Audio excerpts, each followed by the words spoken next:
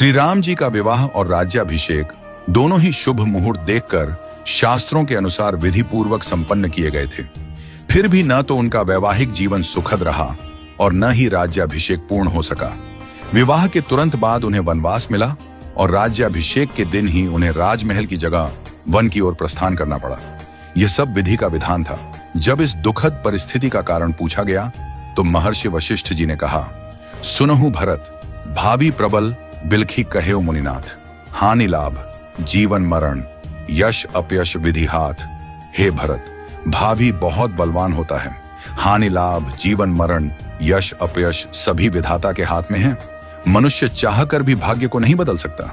श्री राम जो धर्म के मूर्तिमान स्वरूप हैं, जिनके जीवन का प्रत्येक क्षण मर्यादा और सत्य की मिसाल है, वे भी अपने भाग्य को नहीं टाल सके।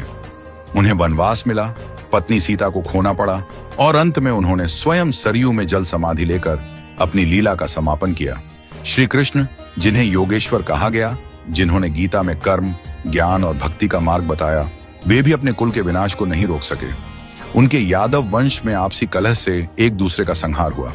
महादेव शिव, जो महामृत्युंजय के अधिष्ठाता हैं, वे भी अपनी प्रिया सती की मृत्यु को नहीं रोक सके।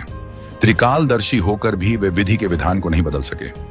रामकृष्ण परमहंस, जिन्हें दिव्य सिद्धियां प्राप्त थीं और जिन्होंने हजारों लोगों को ईश्वर का मार्ग दिखाया, वे भी कैंसर जैसी बीमारी को नहीं रोक सके। उन्होंने कहा था, यह शरीर नश्वर है, आत्मा ही अमर है। रावण, जिसके पास अपार बल और ज्ञान था, जो शिव का भक्त था, वह भी अपने अहंकार के कारण नाश को नहीं टाल सका। कंस, जो जानता था कि श्री कृष्ण उसका अंत करेंगे, फिर भी विवश था। इन सभी घटनाओं से यही सिद्ध होता है कि मनुष्य अपने जन्म के साथ ही जीवन और मरण, यश और अपयश, लाभ और हानि, स्वास्थ्य और रोग, शरीर का स्वरूप, परिवार, समाज, देश और स्थान, इन सब का निर्धारण करके आता है। मनुष्य को यह भ्रम होता है कि वह सब कुछ नियंत्रित कर रहा है, लेकिन वास्तव में सब कुछ ईश्वर के संकेत से ही चलता है।